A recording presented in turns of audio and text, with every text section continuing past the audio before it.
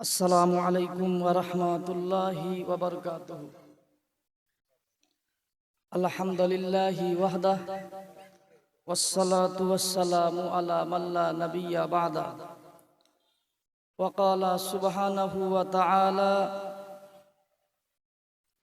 ইয়া আইয়ুহাল্লাযীনা আমানু ইন্নামাল খামরু ওয়াল মাইসির ওয়াল আনসাবু ওয়াল আজলামু রিজসুম মিন আমালিশ শাইতান ফাজতানিবুহু লাআল্লাকুম তুফলিহুন।